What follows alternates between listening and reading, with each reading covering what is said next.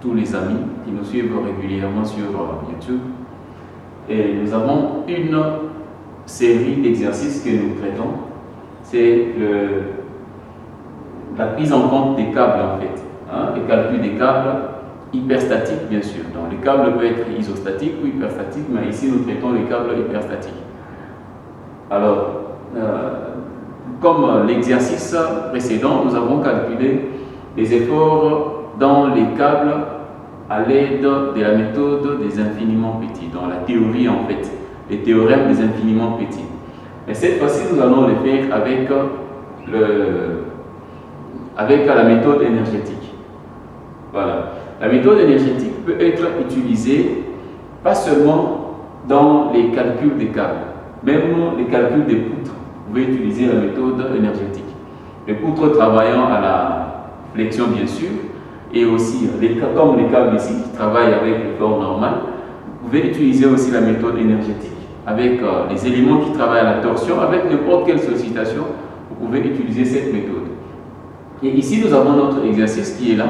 Cet exercice nous est venu de l'IBTP Mbujimayi. Donc je salue tous les amis de l'IBTP Mbujimayi. Envoyez vos exercices et on va les résoudre ensemble. Donc l'IBTP Mbujimayi, l'Institut du bâtiment et des travaux publics, là en Mbujimayi, au centre de la RDC.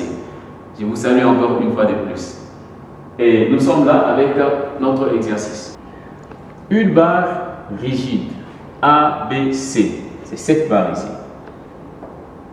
ABC, cette barre est suspendue par 3 câbles en acier ayant des longueurs initiales égales.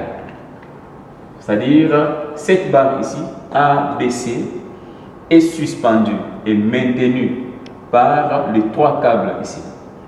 Le premier câble, deuxième, troisième. Et tous les 3 câbles sont suspendus aussi au-dessus par un système d'appui.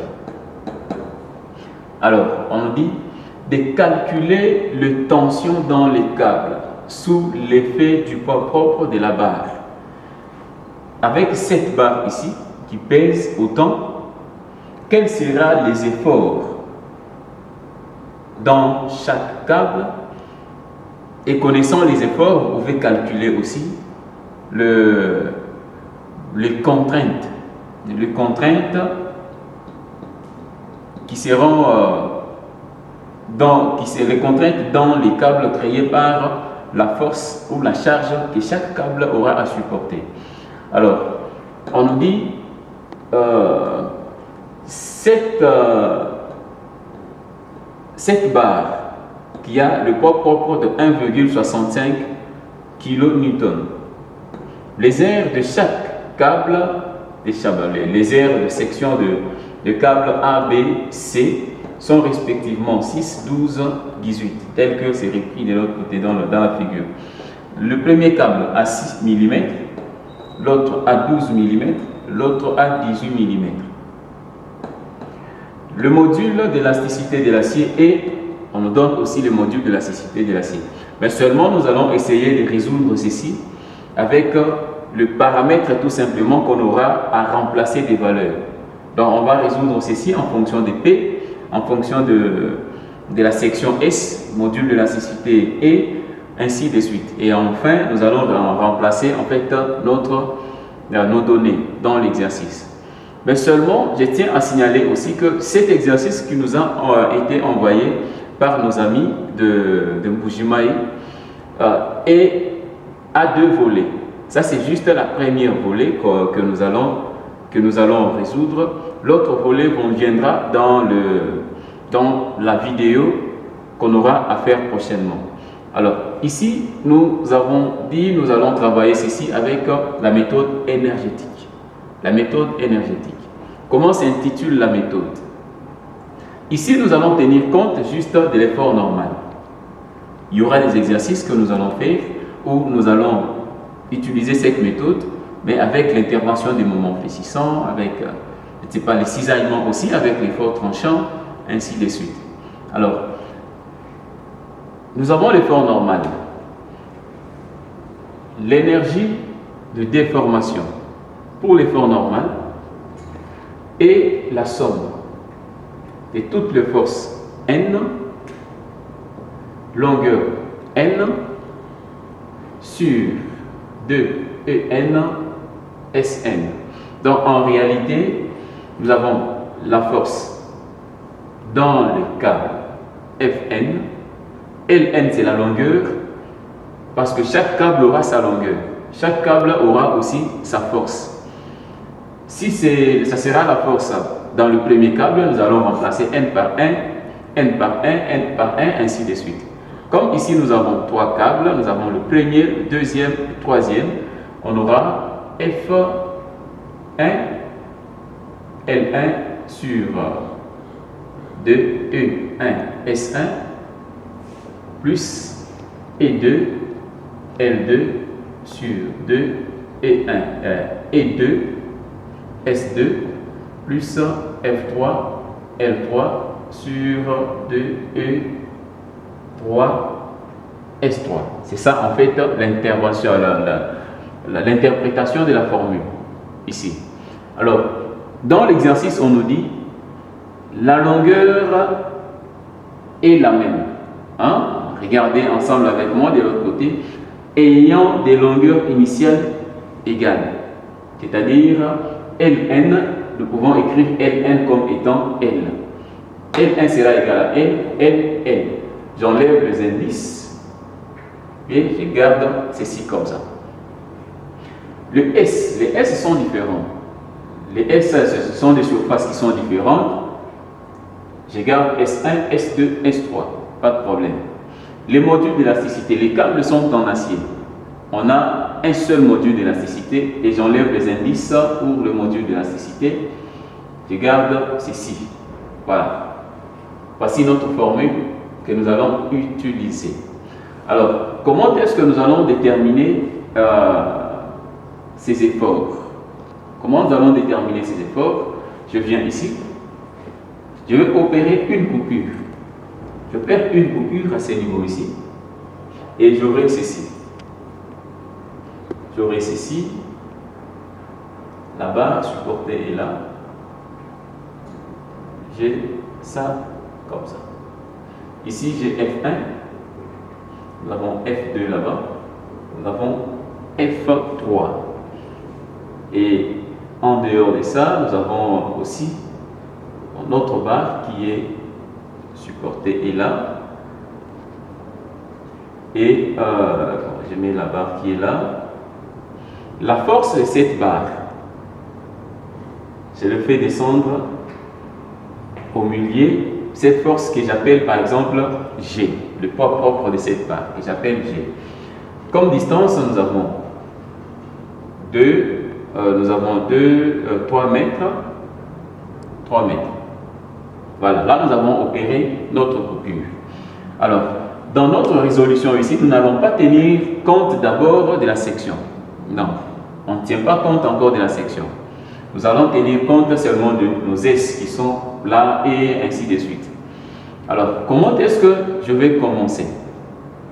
La méthode consiste à déterminer les inconnus en fonction des inconnus. Donc, comme ici, nous allons essayer de déterminer les inconnus. Nous avons F1, F2, F3. Nous allons essayer de déterminer les inconnus en fonction des autres inconnus. Donc, comme ici, je commence, je fais somme de toutes les forces verticales égale à 0. Toutes les forces verticales qui sont là égale à 0. Alors, on aura ici F1 plus F2 plus F3. Là, je monte. Plus F3. Et puis, il y a G qui descend. Moins G. Ceci me donne 0. Voilà. Ceci me donne 0. Alors, ici, je répète bien que à ce niveau ici, je ne tiens pas compte encore de la section du câble. La section du câble sera reprise plus tard. Alors, j'ai le force à l'intérieur.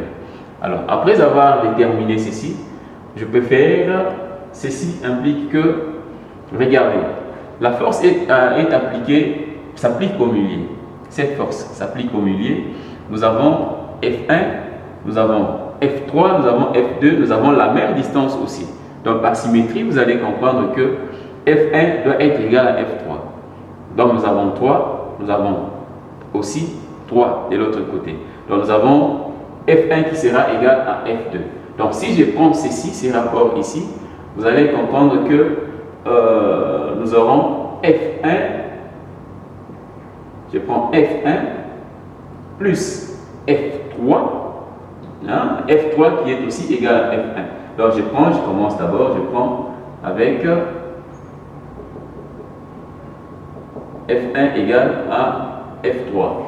F1 égale à F3, j'aurai F1, F1. Donc j'aurai ici 2F1 plus F2 moins G égale à 0. Je prends comme inconnu F1. Si je prends F2 ici comme inconnu, par exemple, j'aurai F2 sera égal à G moins 2F1. Voilà, je trouve ceci. Je vais partir maintenant dans la formule de l'énergie de déformation que nous avons là-bas. Alors, nous prenons oméga qui est égal à F. Ici, j'ai F1. Je prends F1. F1, L sur 2 et S1 plus, je prends, vous voyez, vous avez F1 qui est là, ceci est aussi F1. Je prends ceci et je vais remettre ceci de l'autre côté. Je prends F3 L sur 2 et S3 plus F2 L sur 2 et S2. Voilà, c'est en quelque sorte comme ça. Ceci égale à F1. Ceci égale à F1. Nous avons aussi L, L. Nous avons aussi E. Nous avons aussi les 2. Donc je peux l'écrire comme ça. Ceci me donne F1 en évidence, L en évidence, sur 2E en évidence. Ici j'aurai, là, il me reste S1. 1 sur S1. Ici, il me reste S2. Ici S1 qui me reste, là S3 qui me reste, 1 sur S3 plus F2. F2L sur 2 et S2. Or, F2 est exprimé en fonction de F1 par ces rapports ici. Alors, je peux remplacer ceci. Oméga vers G égale F1 L sur 2E facteur de 1 sur S1 plus 1 sur S3 plus F2. F2 qui est égal à G moins 2F1 L sur 2 et S2. Revenons un peu au-dessus. Cette formule de la déformation, j'ai oublié un truc. Cette formule est au carré. La force est au carré. Donc cette force est au carré dans la formule de l'énergie de déformation. Est au carré, les F seront au carré. Partout aussi. Et ici nous avons F qui sera au carré. Ici j'aurai F qui est au carré et là c'est F2 qui est au carré. Voilà. Je peux évoluer maintenant. Alors ici j'évolue oméga égale F1 carré L sur 2E facteur de 1 sur S1 plus 1 sur S3 plus, je fais les carrés de ceci. Donc j'aurai G carré plus 4F1 au carré. 4F1 carré moins 2 fois G. Et puis les 2 ici, ça me fera 4. F1 L sur 2 et S2. Voilà. Alors, connaissant ceci, là nous avons trouvé la valeur de oméga. Nous allons faire maintenant la dérivée partielle de oméga par rapport à la valeur inconnue. Hein? L'inconnu chez nous, c'est F1 qui est l'inconnu. Donc nous allons faire la dérivée partielle de ceci. Je peux aller même ici, la dérivée partielle de oméga par rapport à la force inconnue F1 égale. Mais regardez, je vais dériver ceci par rapport à la force inconnue, c'est les 2 qui descendent. Donc j'aurai 2 F1 sur 2E. Voilà, ça sera comme ça. Il y a, ok, facteur de 1 sur S1 plus 1 sur S3. Plus, je vais dériver. Ceci en fonction de S1, c'est 0. En fonction de F1, nous aurons 8. On aura 8, F1 moins. En fonction de F1, j'aurai 4G. 4G divisé par 2 et S2. Voilà. Alors, je peux évoluer encore. Je peux évoluer en séparant ces deux. Je vais séparer ces deux parce que je vois F1 qui est là, mais seulement F1 aussi est de l'autre côté. Donc, pour bien mettre en évidence le F1, je vais pouvoir séparer ceci. Alors, je peux les séparer comme ça. Je reprends et on peut continuer. À partir d'ici, d'ailleurs, à partir d'ici, je peux annuler les deux. Les deux ici peuvent tomber. De l'autre côté, je peux annuler aussi les deux. Je peux annuler aussi les deux, toutefois, tout comme je peux laisser. Je laisse d'abord, je garde d'abord. Je vais éclater d'abord ceci. Donc, j'écris ceci, la dérivée partielle de l'énergie par rapport à F1 égale à 2 F1 sur 2E, 1 sur S1 plus 1 sur S3. Plus l'autre, c'est 8, je crois j'ai 8 et F1 moins 4G. 8 F1 moins 4G sur 2 et S2. En fait, c'est ça. Pour le séparer, je prends juste ceci. Je peux l'écrire aussi comme ça. Sur 2 et S1, D et S2, D et S2. Voilà. Et connaissant ceci, je peux continuer encore, je continue. Je peux prendre 2 et DE en évidence, mais seulement je vais garder d'abord le F1 et le F1. Je prends F1, F1. Si je prends F1 en évidence, donc la dérivée oméga par rapport à F1, ça sera égal à 2 F1, 2 F1 en évidence, 2 F1 qui passe en évidence. Ici en bas, je prends E, 2E en évidence, j'aurai 1 sur S1 plus 1 sur S3. Ici, il va me rester 4. 2 est en évidence. Nous avons ici le 8. Ici, lorsque nous mettons 2 F1 en évidence, 2 F1 en évidence, et puis là, il me reste 4 sur S2. Parce que les 2 est déjà en évidence. Moins 4 G sur 2 et S.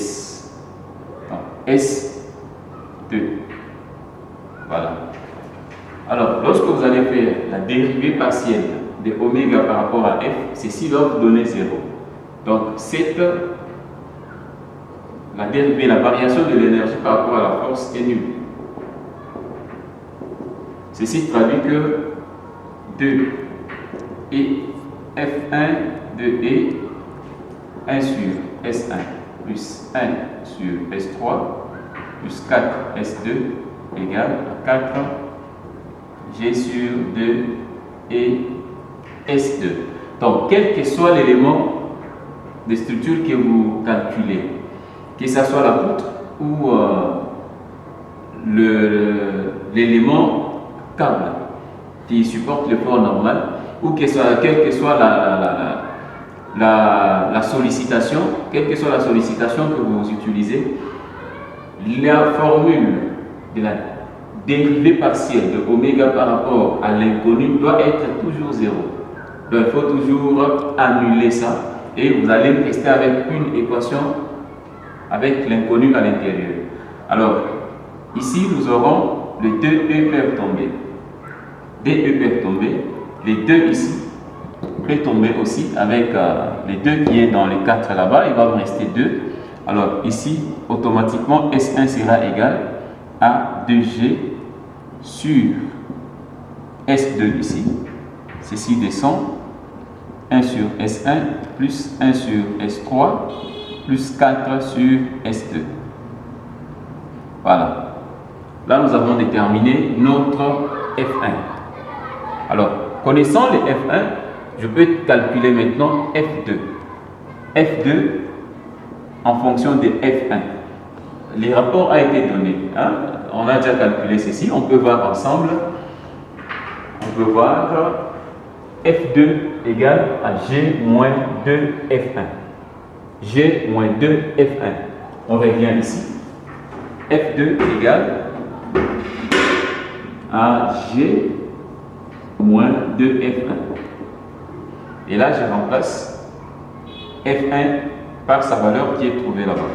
Donc, j'aurai G moins 2 F1. Donc, j'aurai 4 2 multiplié par 2G sur S2, 1 sur S1, plus 1 sur S3, plus 4 sur S2. Ici, j'aurai 4G. Si je prends G en évidence, je viens là, F2 sera égal, G en évidence, j'aurai 1 moins, le G ici est en évidence, G en évidence, j'aurai 1 moins 4, voilà, 1 moins 4 sur S2, facteur de 1, S1, 1, S3, et puis 4, S2. Là, nous avons déterminé notre force F2. Donc, on vient de déterminer les efforts dans les cas F1 et F2. Mais vous restez sans ignorer aussi le rapport qu'on avait avant, c'était que F1 égale à F3. Donc, F1 ici égale à F3, parce que F2, nous l'avons déjà de l'autre côté. Je peux ajouter ceci ici, F1 égale à F3. Dans notre exercice, on nous a donné aussi des valeurs numériques à remplacer. Donc, on va essayer de remplacer ceci, ces deux valeurs F1 et F2, pour voir quelles sont les valeurs qu'on aura à utiliser comme effort dans les câbles. Et on va essayer de vérifier notre fameuse formule d'équation, bien sûr, de la somme de force verticale doit être égale à 0. En remplaçant F1, F3 et F2 par leur valeur, on va essayer de voir si ça va nous donner la force de la barre, les 1,65 qui nous a été donné. Et nous allons essayer de remplacer ceci. Quelles sont les données? G est donné 1,65 kN. S1, on nous a donné S1 6 mm carré, S2 12 mm carré, S3 on nous a donné aussi S3 c'était 18, c'était 666, 18 mm carré. Les modules d'élasticité aussi on nous a donné 0,7 x 10 exposant 5 newton par millimètre carré. On essaie de remplacer F1 dans la formule de F1. F1 égale, je remplace 2G 2 fois 1,65 divisé par S2. S2 c'est 6. 1, non, S2 c'est 12. 12 tel que c'est donné là-bas. 1 sur S1. S1 c'est 6. Plus 1 sur S3. 1 sur S3. S3 on nous a donné 18. Plus 4 sur S2 c'est 12. Voilà. Nous allons trouver, si vous calculez ceci, prenez votre calculette, vous calculez ceci, et vous allez trouver 0,1528 kN. Donc F1 égale à F3 égale à 0,1528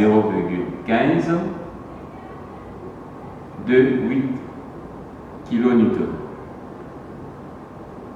Nous avons ça. On calcule aussi F2 égale, dans cette formule ici, nous avons G, c'est 1,65, facteur de 1 moins 4, sur S2, c'est 12, 1 sur 6, plus 1 sur 12, non, 18, plus 4 sur S2, c'est 12. Calculez aussi ceci, calculez avec votre calculette bien sûr, et vous allez trouver 1,3444 kN. Donc ici F2 égale à 1,3444 kN. Nous avons ces deux forces ici. Alors, dès le départ, la somme des forces verticales devrait nous donner 0. Cette somme de forces verticales, en fait, les câbles, je peux faire ça ici. On avait ça, on avait ceci comme ça se trouve de l'autre côté du tableau, et on avait aussi la charge qui était là, cette charge qui était P 1,65. Là, nous avions F1, F2, F3. Et la somme de toutes les forces ici devrait donner 0 pour qu'il ait équilibre. Alors, ici, somme des forces Y égale à 0, on aura F1 plus F2 plus F3 moins P égale à 0. Alors, pour vérifier ceci, on aura F1 plus F2 plus F3. Ceci doit me donner la charge P. Alors, toutes les forces ici, j'en ai. P aussi, j'ai la valeur de P. Alors, je peux faire juste F1. F1, la valeur est trouvée 0,1528 plus F2 1,3444 plus F3 0,1528, et ceci, si vous additionnez ceci, vous allez trouver la charge P qui est donnée, 1,65 kN. Donc, ceci, c'est juste une vérification des valeurs qu'on a trouvées. Donc, si vous faites ça en kilonewton, bien sûr, en kilonewton, ceci en kilonewton, là en kilonewton, vous allez retrouver 1,65 kN. Je crois que nous sommes presque à la fin. Ces deux formules peuvent être utilisées, quels que soient les cas. Lorsque vous avez un exercice qui est comparable à l'exercice que nous avons fait, vous pouvez changer juste la valeur de G, changer la valeur de G, vous changez la valeur de S, toutes les valeurs de S, vous pouvez changer et vous aurez les résultats exacts. Les résultats exacts. Alors, nous sommes là, et là, nous avons trouvé le résultat en fait qui nous a été demandé. Nous sommes presque à la fin. Nous allons continuer avec cette méthode en l'utilisant à d'autres poutres que nous allons faire ou d'autres câbles que nous allons faire, juste pour maîtriser l'utilisation de cette méthode énergétique. Nous sommes à la fin. Restez connectés sur notre chaîne. Vous n'allez pas manquer de bonnes choses. Prière de vous abonner massivement sur notre chaîne YouTube Guste Tutoriel, et cela pourrait nous permettre de poser plus de vidéos suivant votre demande. Et si vous avez aussi des exercices à envoyer, vous avez le numéro WhatsApp qui est affiché en bas d'écran. N'hésitez pas d'envoyer vos exercices et nous allons les traiter ensemble, sans problème. Je vous assure, nous allons les traiter ensemble, sans aucune exigence. Nous sommes là et à très bientôt.